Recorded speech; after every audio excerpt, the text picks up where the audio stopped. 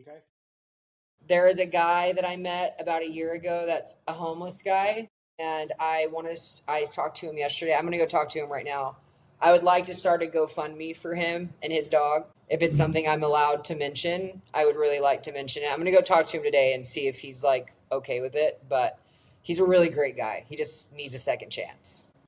It's funny you said that because we've got a guy here in Corona, Jake Shipwreck. He owns like 5 barbershops, and he found what was his name? Tyler. It's all over the internet. He found one of the old Nickelodeon stars here in Riverside, like lived 20 minutes from me, and he went out of his way with a bunch of other guys to get him in a home and fix it. A couple of comments were just negative, like why did you push this? And he's like, I'm trying to find help for the guy, so I use my platform to do it, not for clout.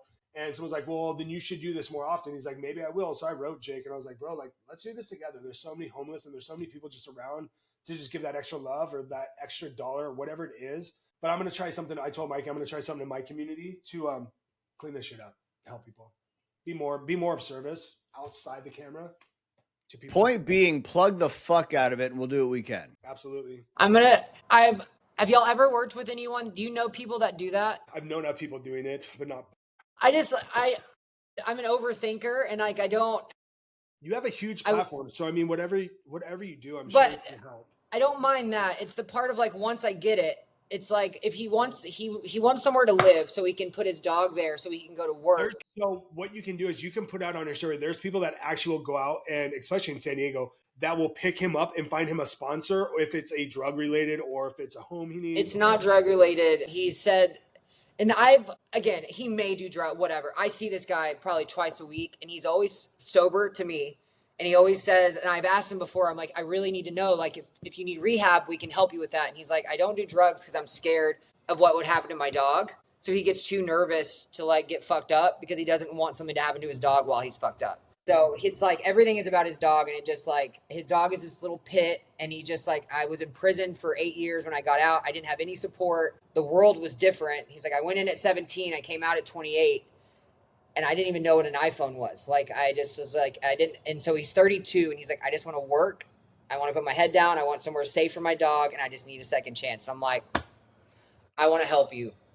So your best bet, your best bet with something like that anywhere is to partner with an already existing nonprofit so that you don't have to go through the legwork and the bureaucracy of it. But you can that's what I'm saying. Like, yeah, if I get him a place, like, he still has to have his name on the thing and they're not going to approve him, right? Because he doesn't have any credit or like anything.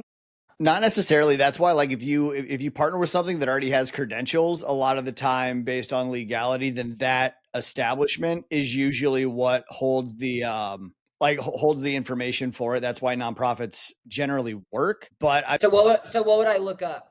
That's I can on the back end look that up because each state is different. I know me and when I was out in California last time, me and Tim Lambesis were talking about putting some stuff together for people coming out of corrections. And so he would probably know a little bit more, and we're going to talk with him anyway. So I'll see what I can pull together resource wise for California and see what can be done to simplify it, but also make it valuable so that there's actual growth. Okay. I really, really appreciate that a lot. And I won't even ask stupid questions when I deliver the information. I'll just make sure it's cut and dry. Here you go. I might.